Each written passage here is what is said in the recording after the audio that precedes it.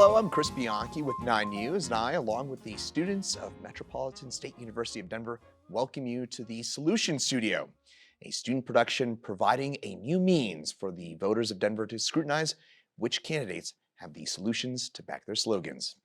I'd like to thank Denver mayoral candidate Kelly Brough for taking the time to be here with us and be with our student panel as well. Kelly, thanks so much for being here today. Thanks for having me. It's a pleasure to have you. And I'd also like to thank our 3 MSU student Denver panelists for taking the time to be here with us as well today. Hi, my name is Denny. I am a second-year student here at MSU. I am a political science major with a history minor, and I just want to thank both of you for joining us on campus today. Hi, my name is Chad Cavness. I'm a senior here at MSU Denver. I'm a double in history and philosophy, and right now I'm working for Broomfield's elections division, so I very much care about a lot of this. Thank you. Hello, my name is Margot Benton-Levitt. I am a political science major, Spanish minor here at MSU Denver, hopefully graduating in the fall, and I want to thank y'all very much for your time today.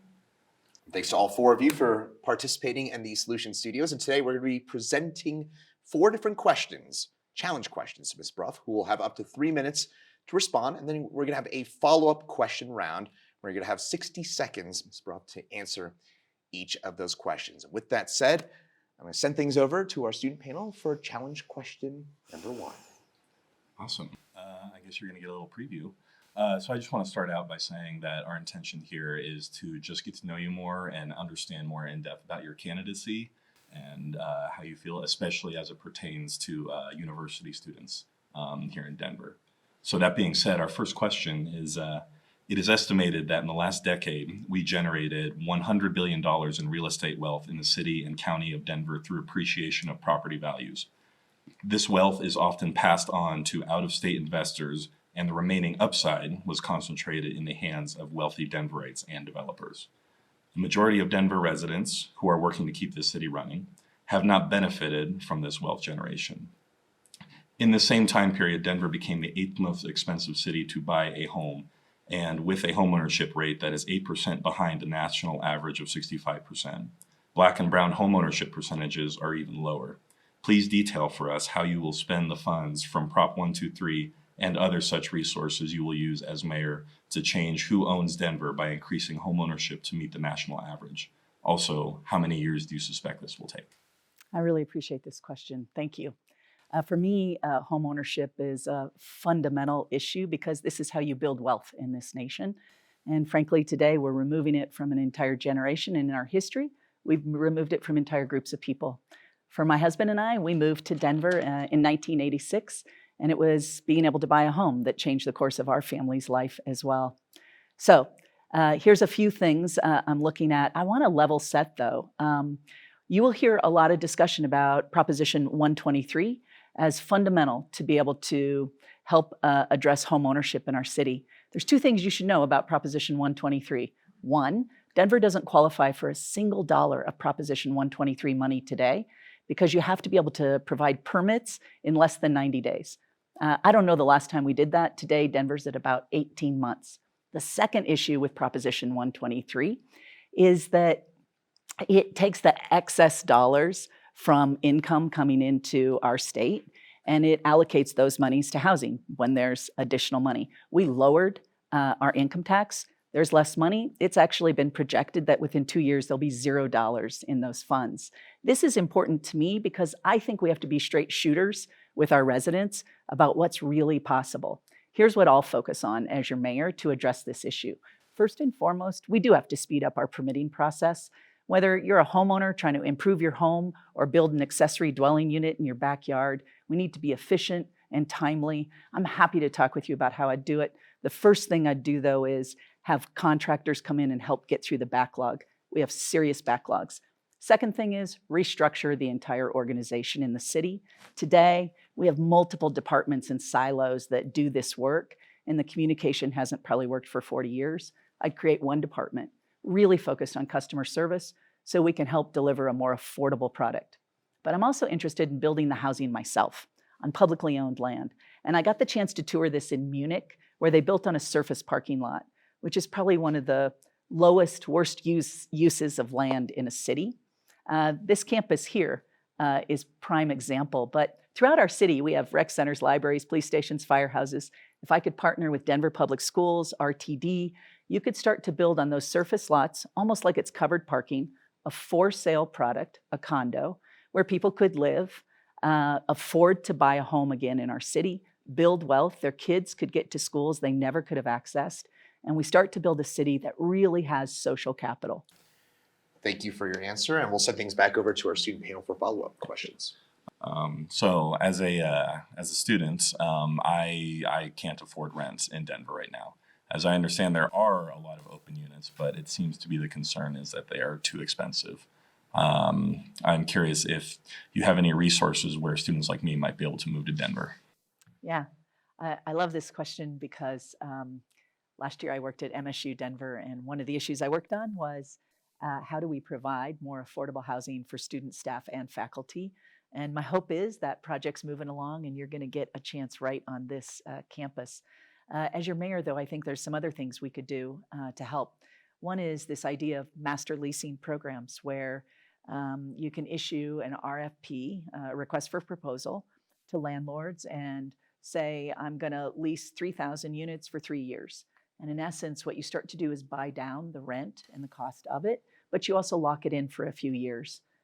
The added benefit of that is if you get in trouble and there may be an eviction coming, the person who does the master lease gets that phone call. So we also get a chance to try to start preventing people from becoming unhoused, which is just a critical part, I think, of addressing the challenges we face today with homelessness. And I think that would help. Of course, I'm also interested in home ownership for folks. I talked a little about how I might do that on surface lots, but I would really focus on how we could really help. Frankly, we even have young people earning really good salaries and great jobs, and they should be able to own in our city again. I just want to share a stat with you. I appreciated the statistics you shared, but in 2020, in Colorado, 73% of white families own their home, 41% of Black. So the other thing I want to emphasize here is you have to break down the detail to start to address home ownership, because it isn't across the board. It really is about the inequities we see in race. And that's why I started in 2018 a program called Prosper Colorado that focuses solely on the inequities of home ownership around race. So you could start to get ahead, because those are the numbers we have to raise in home ownership, not across the board, to start to be comparable to the nation. So on that note, is there a focus on transitioning from rental to home ownership, or are there two different ideas of making rent more affordable for certain more transient populace, such as students, and inspiring home ownership for more long term? Yeah, all the above. Certainly, we've passed now laws too that allow us to count payment of rent as an example that you can start to get a loan to be able to own a home. There's even programs around setting aside some portions of that rent so it can go toward ownership. I think all of those, I'll be honest, if we're going to address this issue of home ownership in our city and our region, it's kind of all hands on deck. I would say yes, yes, and yes to your question. We do all the above. Initial follow-ups?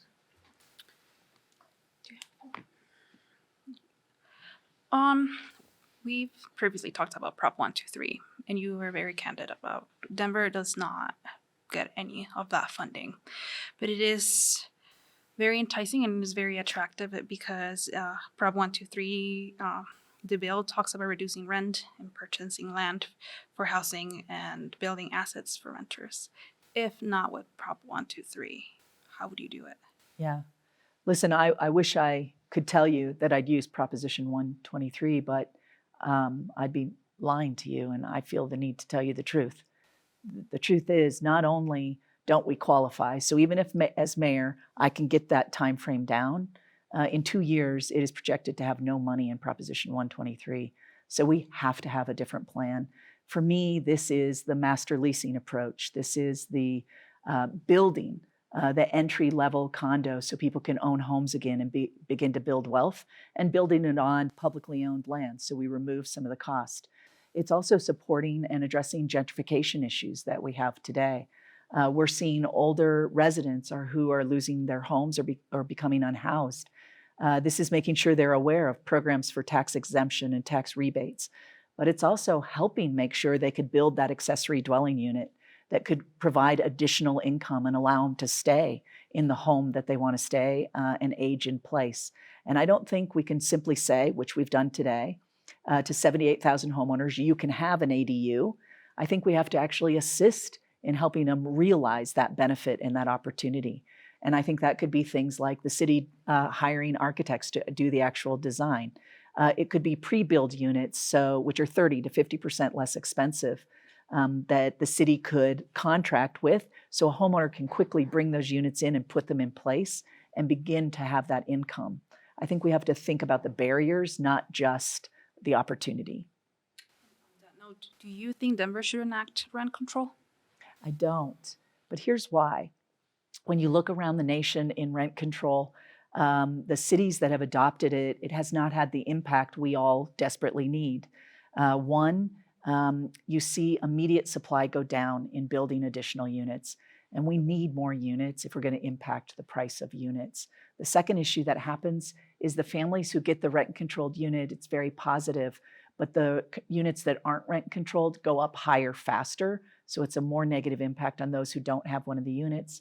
A third issue I saw is when a family has a unit, even when their kids are grown and gone, often people will keep those units, taking a unit for families off our market, which is another huge challenge for affordability.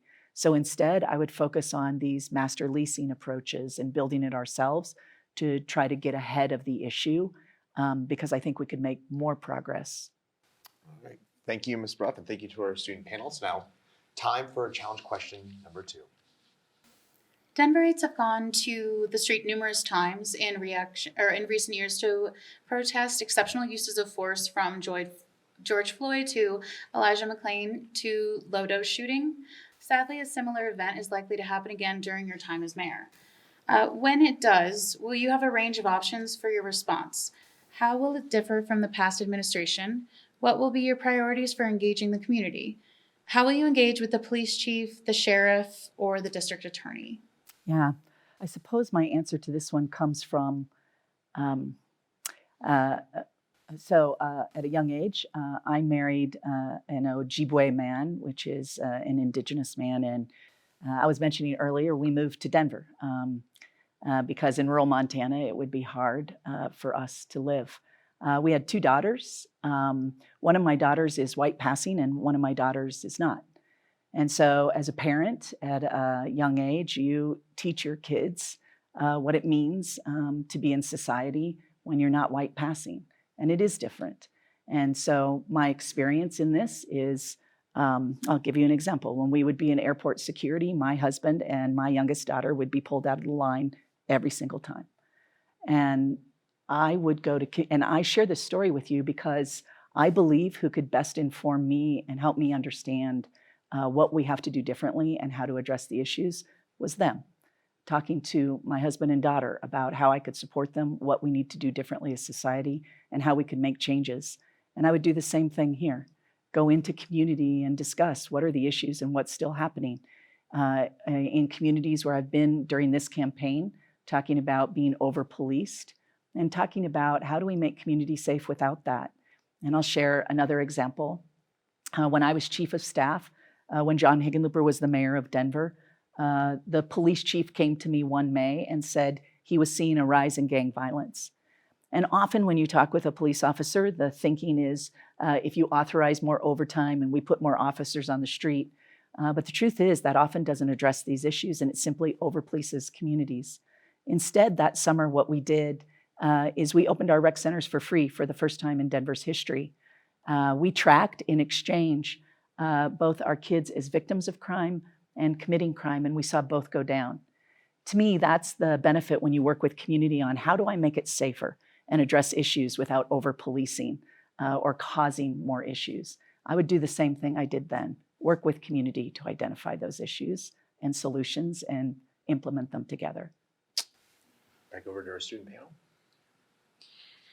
So in your website, you have mentioned that you do plan to fill the uniform police vacancies, Yes. and that this will be done by aggressively recruiting, particularly in communities of color. So the police body is representative of the community in Denver.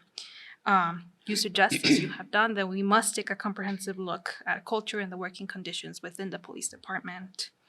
Academia and the country in general have a history of taking comprehensive looks that neglect communities of color experiences and opinions on how to be managed. How do you plan to develop this comprehensive look? Because it will ultimately be the foundation on how your police department is ran. Yeah. Well, I think it would start with first the leadership you choose to help run the department, because make a shift in culture, it really requires leadership that is committed to the kind of shift you're trying to make. So the first decisions I would make would be who to hire as the police chief and who to hire as the executive director of the Department of Safety. These are two positions that are fundamental in overseeing the culture of our police departments. How I would hire those is key. I would actually engage diverse community members as stakeholders.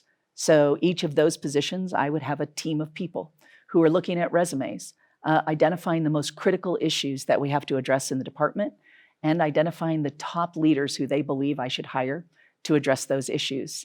That team would send me the top 2 or 3 candidates that you all believe are best, and I would hire from one of those. The benefit of that is, my experience, it invites more diversity because people are more confident that they can get through the process, but it also starts to create relationship where we can build and reinforce the kind of culture we want in the police department. Thank you, Ms. Brough, and thank you to our student panel. It's now time for our third challenge question. I'll send things back over to the student panel for that one. I just did this. No, Oh, we no, were I about didn't. to do it. And then According to Metro Homeless Initiative, 80% of the homeless in Denver are Denver residents, our neighbors and your constituents. The Denver Social Impact Bond has shown it costs half as much to house someone as it does leaving them to cycle in and out of emergency service. Last June, the Denverite reported that there are 21,000 unoccupied apartments in Greater Denver. Imagine you are in conversation with a homeless resident. Please explain how you will work to make vacant apartments to low-income and people experiencing housing. What specific items in your first budget will assist that person to move off the street and into housing? Yeah, this is probably one of the issues I've spent most of my time really trying to understand how can we have the greatest impact. And for me, what drives every decision I will make, including conversations with individuals who are unhoused today, is saving lives. Last year, 173 people died because they're unhoused in our region. The year before that, 269. My priority is to get people housed and to safer locations. And so that's exactly what I would talk with the person about. We know being unhoused, there's often can be a range of issues or challenges, and rehousing in a vacant apartment may not be what the person I'm talking with needs specifically. So I would really focus on building a system, and my conversation would be, what do we need and what supports and services do you need to be able to be successful? And today, it's really clear that we do have a number of people who are unhoused, they're holding down jobs, and rehousing could be the most immediate successful strategy. So I'm going to assume that's who I'm talking with, is somebody who that's exactly what the strategy should be. There's a few things I've seen around the nation that really work. One of them is I found in Charlotte, North Carolina. There, the private sector created a nonprofit, and they underwrite the risk of rehousing someone in a vacant apartment. Because you can imagine a landlord, if I say I'd like to rent an apartment from you, is hesitant. If you've been unhoused, this nonprofit will pay the deposit, pay the rent if the person can't pay the rent, even pay to have someone evicted if they have to be evicted. And what it resulted in is every single person rehoused in that situation, almost 90% signed a second year's lease. It was very successful, and it cost less than $1,000 per person per year. I would use programs like that, so we're quickly rehousing. But I would also focus on prevention. Instead of you becoming unhoused, we focus on how to keep you housed. So building relationship with people so they come to us before eviction proceedings begin, and landlords call the city first, things like that. I think we got enough time for a quick follow-up question, so about 30 seconds. And yes. Yes. So I'm just curious on the notion of seeking a nonprofit. Is that what you're going to try and seek out a nonprofit to take over this program, or is your hope to make it public policy? Yeah, so we have dedicated funding in Denver. It's about $40 million a year right now. It was approved by us as taxpayers. I would absolutely keep that money. Much of it actually goes to pay nonprofits in partnership to deliver the services that we need to ensure we're helping rehouse people today. But I wouldn't change that part. I would look to expand our partnerships. I've met with mayors throughout the metro area. 5 sitting mayors have endorsed my homeless plan and me as a candidate, saying we have to do this work together. I would continue to do that with the nonprofit sector. I think the only way we're going to make headway and really get people to safer locations is working in partnership. We've actually got time for a few more follow-up questions. So, Sure. Regarding homelessness or the unhoused, how would you prioritize initiatives to work directly with the community to educate them on the resources that are available? Yeah, so today Denver has about 40 outreach workers. Some of those are in partnership with nonprofits. This is critical work because the outreach workers are not only educating, but they're also forming relationships and building trust that makes it more likely we can get people the help and support they might need. So whether it's connecting someone to services to deal with an addiction, providing the mental health supports, both inpatient and outpatient, I really would emphasize that outreach effort because we know it really is successful and the trust and relationship matters to be able to connect people to the service. So I would keep doing that. back over. So what's going to happen if someone refuses services? Yeah. For me, this is really about keeping people in community. We know moving them together today will make it much more likely that we can voluntarily have people go. I think every effort has to be to do that. But if someone's in a life-threatening situation, I would use the law to get them to a safer location. But I would not put them through the criminal justice system or anything like that. It would just be to get them to a safer location, and it would be about saving their life. Could you expand a little bit more on what a safer location might look like in Yeah. your vision? Yeah, so we have a Denver Cares program today that if you're maybe intoxicated or not as aware because you're high or maybe struggling with a very serious response to a drug, we could get you to a Denver Cares location. We could get you to treatment or support for mental health. Those happen today through mental health holds, things like that. Those are the kinds of things we would do. Any follow-ups? I think even with intake, they are allowed to refuse services.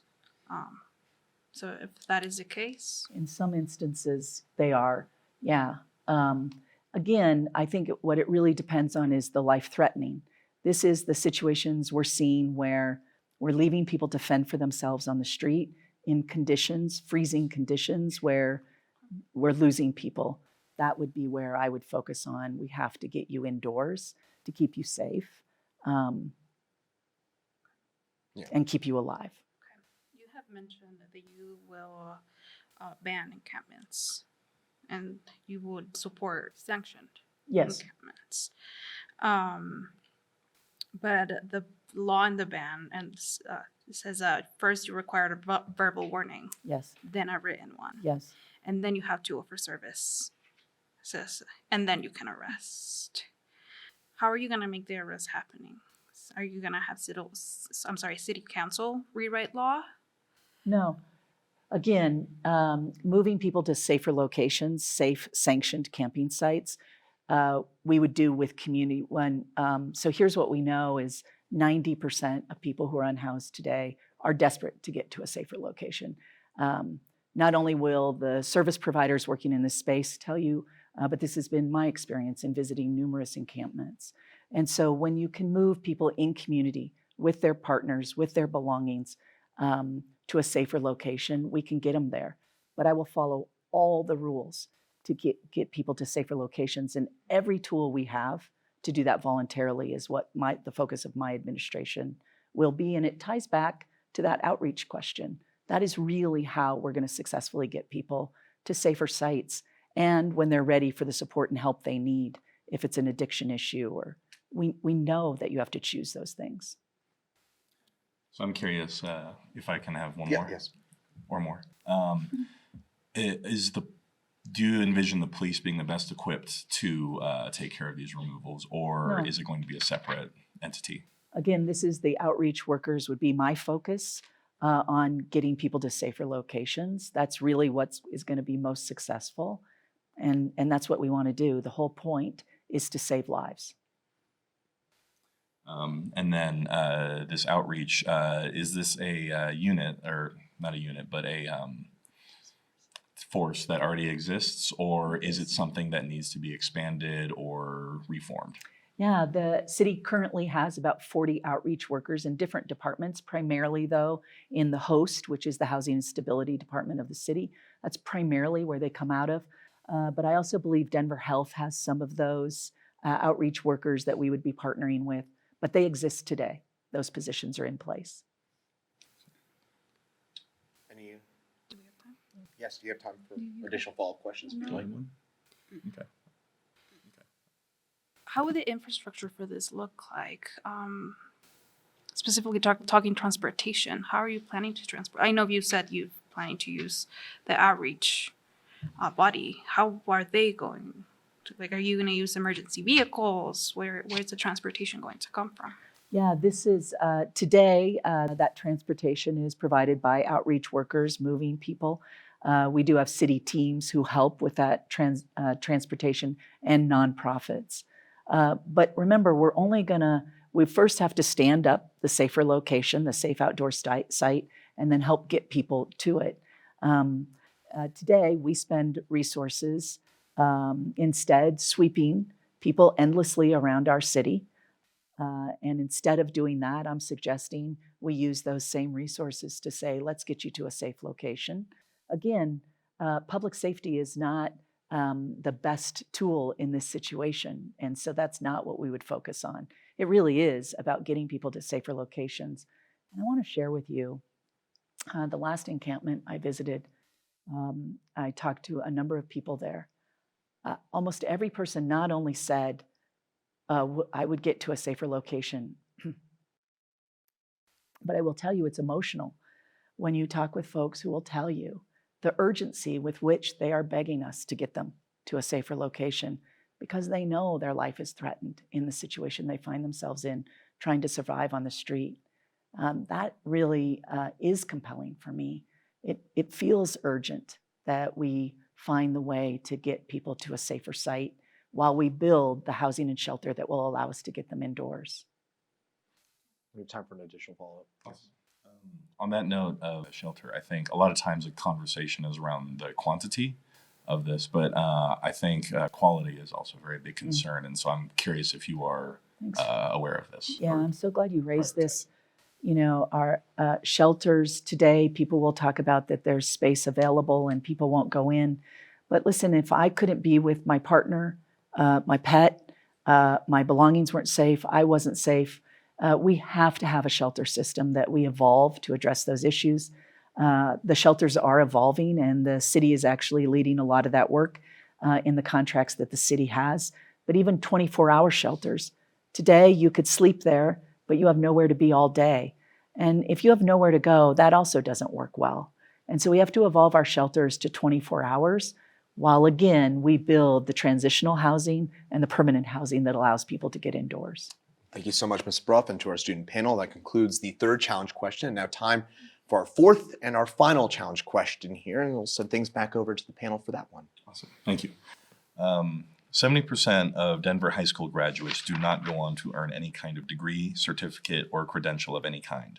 Even 6 years out of high school, at the same time, 90% of family-sustaining jobs require some kind of post-secondary education.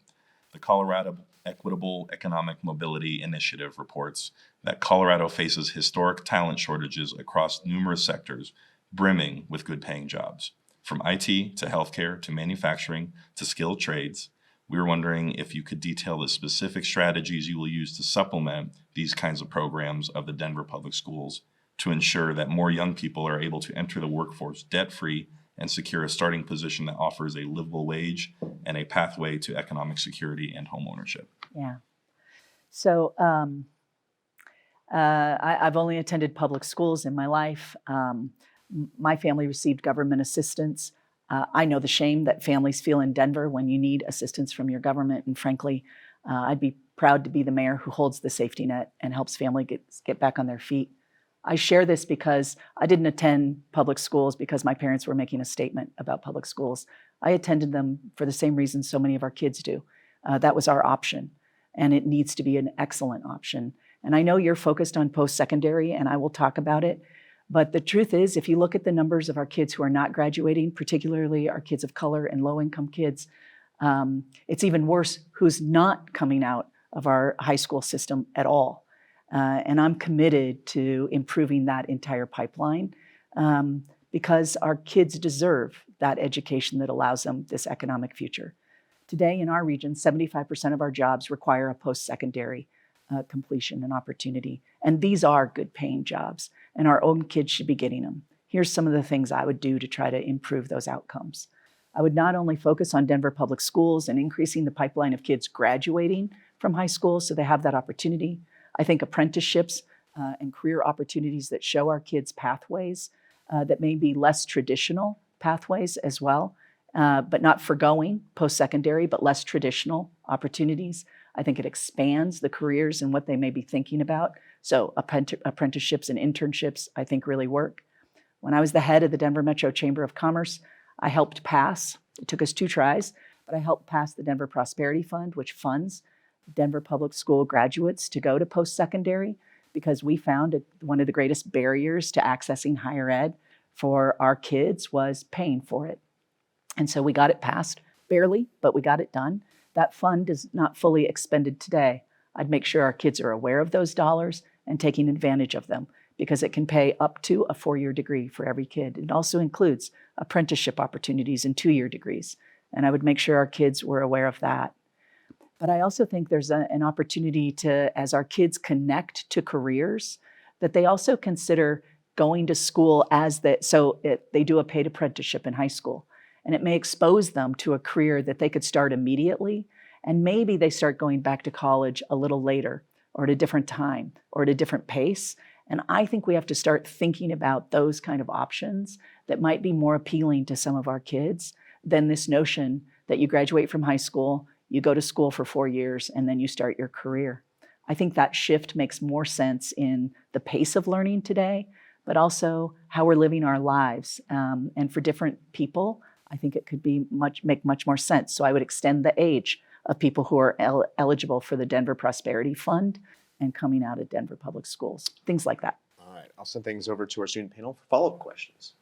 So as I'm aware, there is a number of vacancies on the Denver police force right now. And I feel like this one ties perfectly into if you could be more specific about how this education might be able to fill those vacancies using something like this. Yeah, this is interesting. The safety department for the city of Denver has this program called a cadet program today. It allows high school kids to work as interns, and in exchange, what they get is their college paid for. There's no requirement that you have to go to work for the department, but many of those youth choose to work either in the police, fire, sheriff's department, which are all part of the Department of Safety. I think that's an interesting model. I'd like to look and make sure kids are aware of the opportunity and we're expanding who's interested in it. But also, as Denver considers, DPS considers school resource officers being back in schools, I think the function of those officers could be vastly different than, this notion of policing schools, but instead building relationship with our kids, breaking down the cultural barriers, building trust in community. And I think that may be an opportunity as well, where it might change people's mind that this is a profession of serving and protecting and less about this policing that could engage more students in an interest in a career. And I'd be interested in figuring out how we could build off of that relationship building to diversify our police force and engage more people in careers. Well, the cadet program, and there's also other programs that are alternative pathways for students, such as teaching degrees licenses. Yes. Colorado just passed the $20,000 stipend for teaching degrees, which is a great step. My question is regarding undocumented students. You've mentioned that you will support DACA students and undocumented students within the programs that you already run. Could we expect the same for undergrad students after graduation? Because it is difficult to get a job as an undocumented person. Yes, you could expect the same. Additional follow-ups? Sure. The policies that you discussed that you've already worked on, such as the tuition for Indigenous students, as far as those policies go, could you think of any type of expansion that you would work on as far as, I guess, wider inclusion, but for those students that are graduating high school and don't think they can go to college because of many restrictions, they have to work, their parents can't afford college, they can't, make them aware, how would you make them aware of the resources that are available to them? Because not a lot of students, I suppose, look up or can find the resources. They just assume it's not going to work for them. Yeah, you're so right. This was probably a little bit of my experience growing up, where trying to navigate, if you haven't had someone in higher ed to help you, you may not all like to hear this, but higher ed is very hard to navigate for people, especially first generation. And so I would really invite the experience of our students who've been first gen. What should we be doing differently? We've done a few things, right? We've tried to make the application so it's a unified application, a little bit easier. I think we're trying to expand people's understanding of where they could access resources and help to be able to go to school. But we just got to figure out how to do more. The other thing I think we've overlooked is we still have a number of employers who will pay tuition for their employees. And is that an option for some of our kids? You go to work, but you take advantage of the tuition reimbursement or the tuition payments that employers are paying today. And I think this could even be a way that an employer might increase interest with young people going to work in an organization and compete for talent to be able to get them in and help pay for that college education and provide the flexibility in their work schedule so they could start to get that education. Those are some things, but I'd invite some ideas from you as well, because I don't think we've figured this one out yet. No, and as a follow-up to the follow-up, I know that there are some large corporation companies that do offer tuition reimbursement up to a certain amount. Is there a way that you would be able to or would want to set up something like that with the local government so that perhaps students could go into college while also not necessarily interning, but I suppose learning and I guess apprenticeship while they're attending school, and the government technically would pay for their tuition? Yeah, so the Denver Prosperity Fund that we passed is going to be even better. You don't have to, go to work for anybody to be eligible for those dollars. And I think we got to make sure Denver public school graduates are aware of that money. The city of Denver, as an employer, actually has had a tuition reimbursement. I'll have to check and see if it's still there. It was there when I worked there the last time.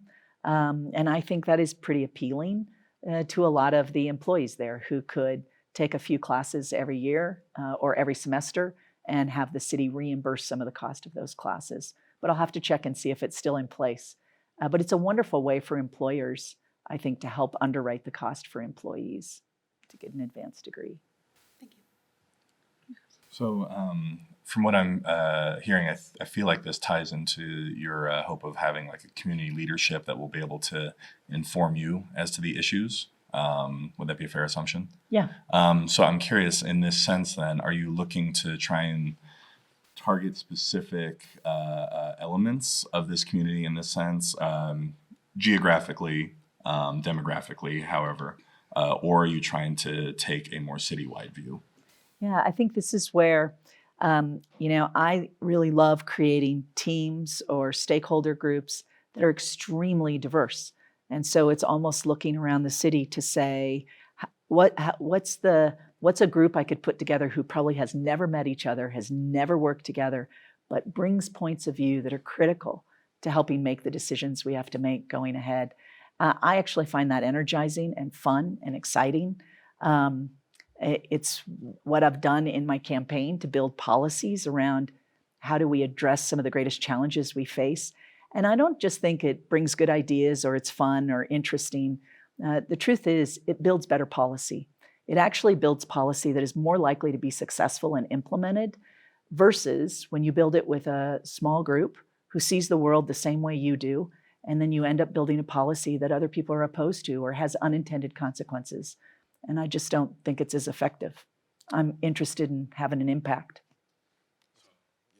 Time for one more. On that note, my question is, how will you know when the team is diverse enough? Like, what are the guidelines that you're looking for in this? Yeah. Well, one of the questions I would ask the team at the table, who's missing?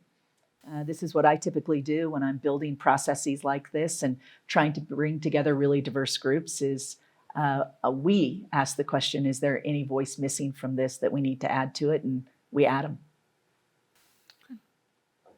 Looks like we are out of time, so I want to go ahead and thank our student panelists, and I also want to thank Ms. Brough for being here with us today. Thank you so much. Thank you. Thank you all so much. Yeah, the Solution Studio, by the way, is a project of the MSU Denver Institute for Public Service in partnership with 9 News Plus, which is a free streaming app where you can watch all your favorite 9 News programming, as well as live breaking news, updated weather forecasts, original shows, and much more. I'd like to thank the candidates, 9 News, and our audience for watching the Denver Mayoral Solution Studio. Metropolitan State University of Denver is recognized nationally as leader in student voting. In 2016, MSU Denver won the All-In Democracy Challenge.